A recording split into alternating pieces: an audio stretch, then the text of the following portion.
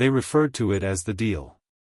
A global pact of peace established by 14 dominating species bound together by shaky ties of fear and diplomacy.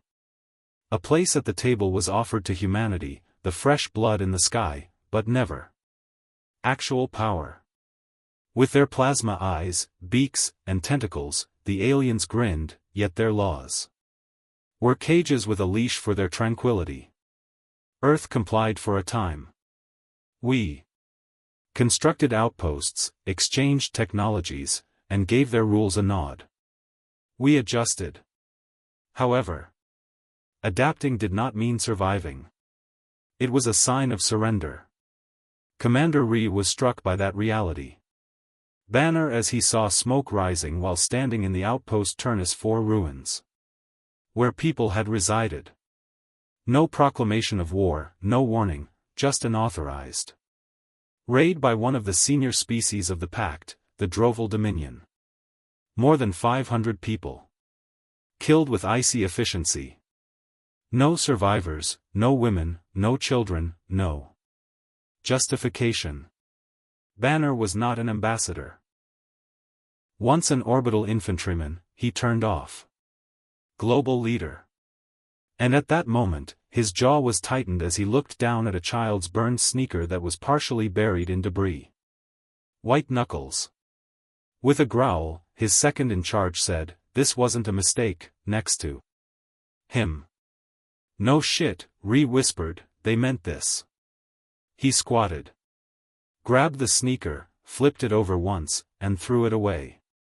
The agreement will. They will apologize, even impose punishment, and label it strategic misfire. They all understood the game, and will accept it. Ree didn't respond. Humanity, the colonizing border worlds, breeding underdogs quickly, and becoming overly ambitious.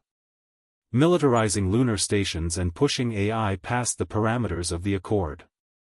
Disliked us because of it, so they put us to the test by attacking one of our little outposts to see if we'd roll over. The response ought to have been a speech, diplomacy, discussions. However, the galaxy never comprehended and never understood that. Humanity never remained on a leash for very long. The council met later that evening. Generals, Earth Core, Distant Link, High Space, and icy faces on luminous displays. Executives and presidents from the old world whose remarks lacked courage. We cannot risk our. One stated, we must demand reparations, not war, while standing within the treaty. Another, enjoying a glass of wine on a private. Ree silently observed the station light years away before someone said, "Commander. You're the one nearest to the spot, Banner. Your report?" It wasn't an accident, they targeted him as he leaned forward slowly, his voice gravel-coated. "Burn them alive, civilians, children, too. They will do it again if we don't respond." Silence. War is not. It has already begun. That's always been our edge. We fight dirty. Humanity is better when it's underestimated, Ree added. Remember, we out-adapt. Let me off the leash if you won't do anything. Naturally, the council declined, but there weren't many command structures on the edge of space. Hierarchies were hazy, communications were delayed, and Ree wasn't built to wait. He assembled his black operations team, 9 men and 2 women, back at the base.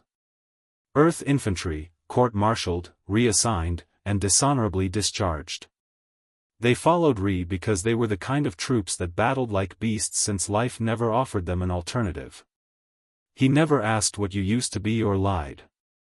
He stood in front of them under the gaping mouth of the ship in the hangar bay. They burned our people alive, he replied steadily.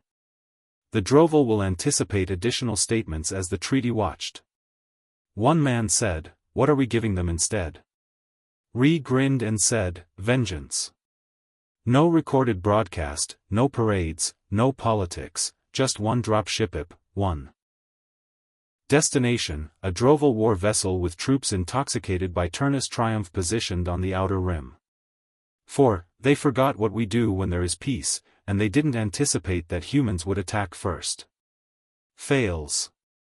The dropship trembled as it emerged from the outpost's damaged gravity well.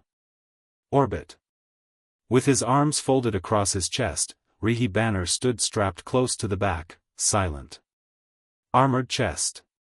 The area was filled with the sound of the ship's engines, a low. The strain in each soldier's chest was mirrored by a snarl. 12 warriors, no insignia, no official directives, simply the final word between silence and retaliation. Greaves was the man seated across from him. He was large, thick-shouldered, and had a perpetual frown carved on his jawline as if it had been fused during a fight. Greaves had been in prison for combat misconduct after saving 6 Marines during a bloodbath on Lunaris Prime. And murdered 30 pirates. The issue is that none of them were intended to perish. Politically delicate targets. Greaves had never given a damn. Their sniper, Nico, was to his left. They say he was twice as chilly, as quiet as a grave, and as pale as a corpse. 3 minutes of holding his breath while preparing a deadly shot. Most likely, he hadn't. He sat there polishing his gun as if it were a sacred artifact, and they had not spoken since they left Turnus 4. Broken in a different way, by desertion, by conflict, or by commands. Rhys stood as the red lights flashed, but he needed to be hungry, not flawless. Above. Last approach. The voice of the pilot crackled. The droll cruiser was visible. You know the mission. Rhys turned to face the crew. She's simply sitting there. Greaves snarled, Rhys nodded, and we dropped, entered a quiet place, and planted charges at the bridge support and the reactor core, and if they catch us, we keep going until the entire damn cruiser is destroyed. Rain, their demo specialist, questioned, what about survivors? She was little, wiry, and had eyes that. Nobody protested. This wasn't a mission. We're not here for prisoners.